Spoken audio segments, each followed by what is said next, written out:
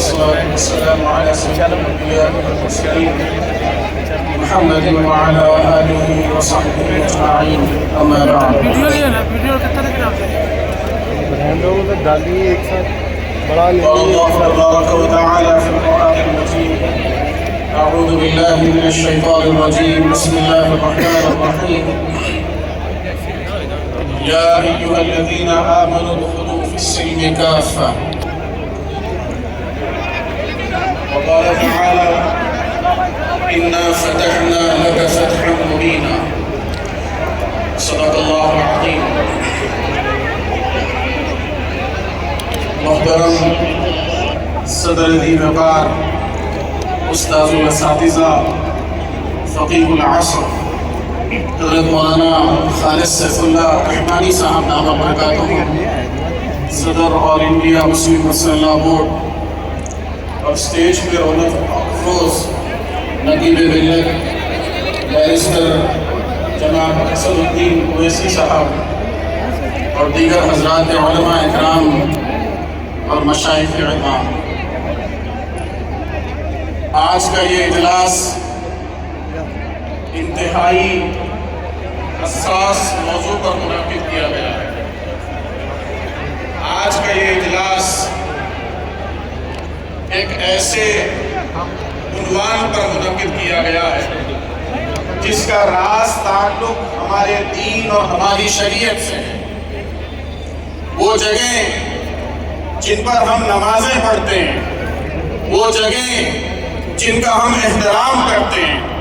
اس درجے احترام کرتے ہیں کہ ہم چپل پہن کر جب پہنچتے ہیں تو یہ کہا جاتا ہے کہ مسجد کے باہر چپل اتاری جائے گی۔ ہر قسم کا احترام اکرام جن جگہوں کے ساتھ ایک مسلمان روا رکھتا ہے، آج ان جگہوں پر آنچ لانے کے لیے، آج ان جگہوں پر قبضہ کرنے کے لیے ہندوستان کی موجودہ حکومت نے جو قانون بنایا ہے، اس قانون کے خلاف ہم اور آپ جمع ہیں۔ ایک بابری مسجد کے مسئلے پر ہم نے سالہ سال اس کے خلاف احتجاج کیا، اس کے خلاف لڑتے رہے۔ جو لوگ بابری مسجد پر قبضہ کرنا چاہتے تھے، بابری مسجد کی جگہ کو حاصل کرنا چاہتے تھے، ایک نہیں دو نہیں بلکہ سالہ سال تک، دسیوں بیسیوں سال تک مسلمان اس کے لیے لڑتا رہا۔ جب ایک مسجد کے لیے مسلمان سالہ سال لڑتا رہا تو یہ کیسے ممکن ہے کہ آج جب ہندوستان کی ساری مساجد کے اوپر مسئلہ آ جائے، آج جب ہندوستان کے سارے مدارس پر مسئلہ آ جائے، آج جب ہندوستان کی ساری خانقاہوں کے اوپر مسئلہ آ جائے، آج جب ہندوستان کی ساری درگاہوں کے اوپر مسئلہ آ جائے، آج جب ہندوستان کے سارے قبرستانوں پر مسئلہ آ جائے تو یہ مسلمان کیسے خاموش بیٹھ سکتا ہے؟ ان لوگوں کو اندازہ نہیں ہے،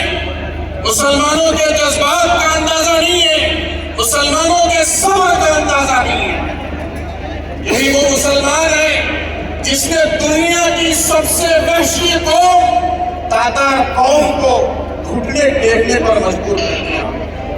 یہی وہ قوم ہے جس قوم نے ایک ایسی طاقت کو، جس کے بارے میں کہا جاتا ہے کہ اس کے اقتدار کے اندر کبھی سورج غروب نہیں ہوتا تھا، اس اقتدار رکھنے والی طاقت کو اس ملک کے چھوڑنے پر مجبور کر دیا۔ آج یہ ملک ہم مسلمانوں کا ملک ہے۔ ہم نے اس ملک کے لیے جتنا خون دیا ہے، ہمارے برادران وطن نے اتنا پسینہ بھی نہیں دیا۔ اس ملک سے ہمیں محبت ہے، اس ملک کے امن و امان سے ہمیں محبت ہے، اسی لیے ہم صبر کا دامن تھامے ہوئے ہیں اور اللہ کی ذات سے امید ہے یہ اقتدار کی کرسی ہمیشہ رہنے والی کرسی نہیں ہے۔ ان سے پہلے بہت ظالم آئے اور زمین کے نیچے دفن ہو گئے، ختم ہو گئے، تم بھی ختم ہو گئے، لیکن تاریخ تمہیں ایک ظالم کی حیثیت سے یاد رکھے گی، تاریخ تمہیں ایک جابر کی حیثیت سے یاد رکھے گی، تاریخ تمہیں مائنورٹیز کے خلاف چلنے والے ایک حکمران کے طور پر یاد رکھے گی۔ میرے بھائی میں یہ بات واضح کرنا چاہتا ہوں کہ ہماری یہ لڑائی غیر مسلموں کے خلاف نہیں ہے۔ بی جے پی کا میڈیا سیل یہ باور کروانے کی کوشش کر رہا ہے۔ میں یہ بات واضح کرنا چاہتا ہوں کہ پارلیمنٹ کے اندر جب یہ بل لایا گیا اس وقت میں 232 ووٹ اس بل کی موافقت کے اندر پڑے، 24-25 مسلمان ایم پی ہیں، اس کے علاوہ 205 206 ایم پیز رات کے 3 بجے تک پارلیمنٹ میں بیٹھے رہے، غیر مسلم ایم پیز۔ اس لیے کہ یہ صرف ایک وقت کا نہیں، اس ملک کے کانسٹیٹیوشن کا مسئلہ ہے، اس ملک کے دستور اور آئین کا مسئلہ ہے، اور ہم اور آپ جانتے ہیں کہ اس کا سب سے پہلے نشانہ مسلمانوں کو اور اوقاف کو بنانے کی کوشش کر رہا ہے۔ اسی لیے اس بات کو واضح کرنے کی ضرورت ہے، برادران وطن کے درمیان میں اس بات کو پھیلانے کی ضرورت ہے کہ ہماری لڑائی ان فاشسٹ طاقتوں کے ساتھ ہے، ان فرقہ پرستوں کے ساتھ ہے جو اس ملک کے امن و امان کے دشمن ہیں۔ میں جمعیت العلماء کے جنرل سیکریٹری ہونے کی حیثیت سے ہماری ریاست، دونوں ریاستوں کی، تلنگانہ اور آندھرا پردیش کے 2 سیاسی جماعتوں کا بھی شکر گزار ہوں۔ YSRCP جگن موہن ریڈی صاحب نے واضح الفاظ میں وقف بل کی تائید کی، ہم ان کے شکر گزار ہیں۔ وقف بل کی مخالفت کی، ہم ان کے شکر گزار ہیں۔ انہوں نے بی جے پی کے خلاف کھڑے ہو کر مسلمانوں کا ساتھ دیا، ہم ان کے شکر گزار ہیں۔ اسی طریقے سے تلنگانہ کی علاقائی جماعت PRS پارٹی، جب یہ معاملہ پارلیمنٹ میں آیا، ہریش راؤ صاحب سے ملاقات کی گئی،